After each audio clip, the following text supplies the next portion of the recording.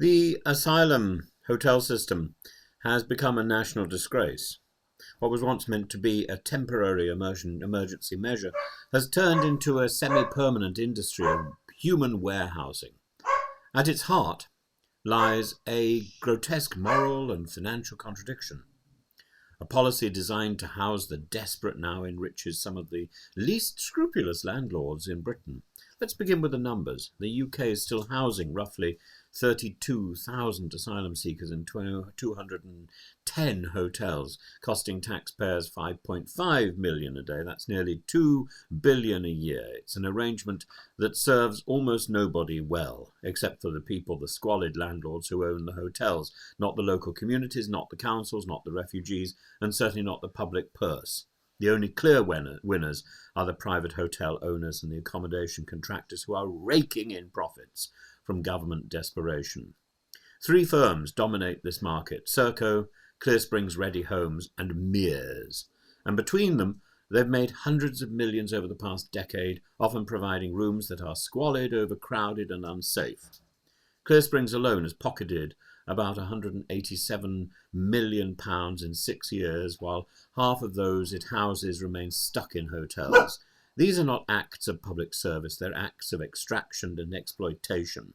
And the government, both Conservative and now Labour, created this problem. When the asylum backlog ballooned, because Theresa May thought that would put pressure on the asylum seekers, she thought it would put pressure on decision makers, that the public would revolt against the idea if it all went slow. Ministers banned asylum seekers from working and outsourced accommodation to private companies under emergency contracts. Then came the pandemic, empty hotels became convenient holding centres, and the practice stuck. What began as a short-term solution hardened into policy inertia, and the result has been social and political decay.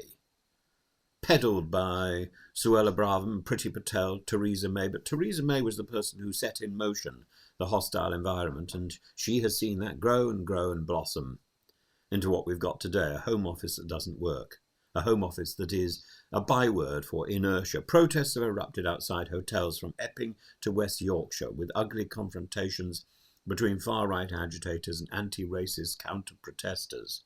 The rhetoric has grown venomous, amplified by social media lies about crime and unsafe communities. It's a grim irony that the presence of hotels intended to be discreet has instead made asylum seekers hyper-visible and invulnerable. The financial argument is equally appalling, as housing campaigner Katie Waring has shown. It costs roughly £54,000 per person per year to keep asylum seekers in hotels. Her alternative is to invest directly in social housing. Councils and housing associations could buy and refurbish homes for a fraction of that sum, around £4,000 per person per year.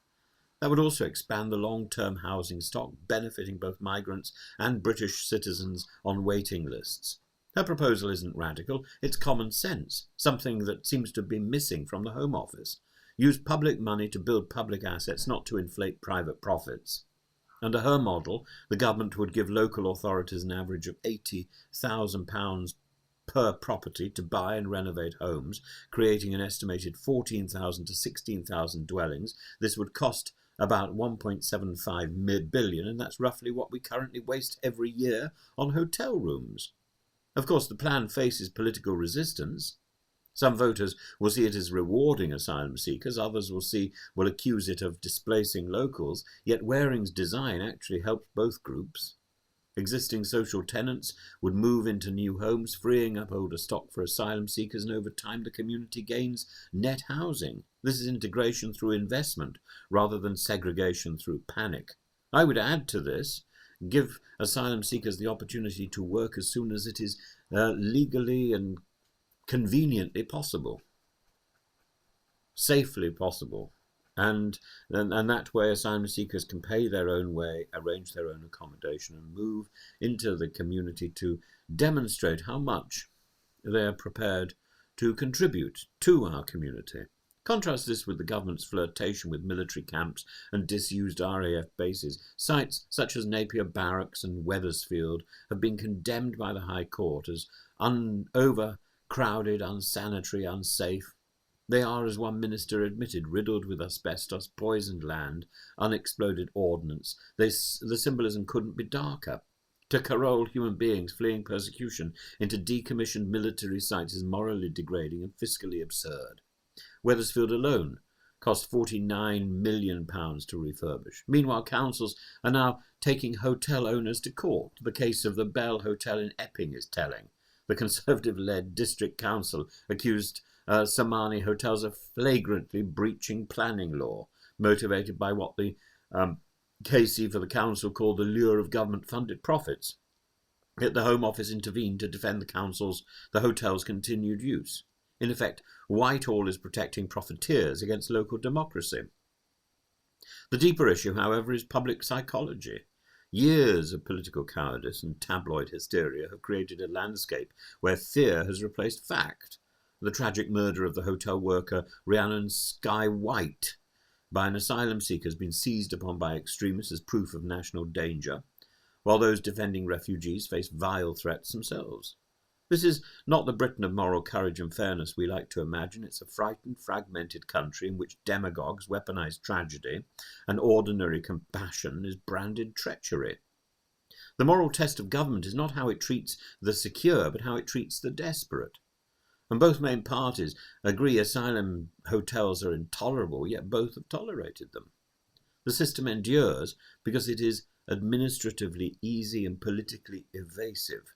It delays decisions, disguises costs, and hides failure behind the language of processing backlogs. The truth is brutally simple.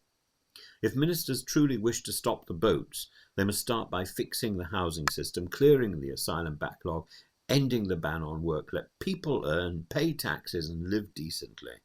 End the contracts that enrich a handful of landlords and replace them with public investment that strengthens communities. Until that happens, every asylum hotel stands as a monument to political failure and to a moral economy in which misery itself has become the business model.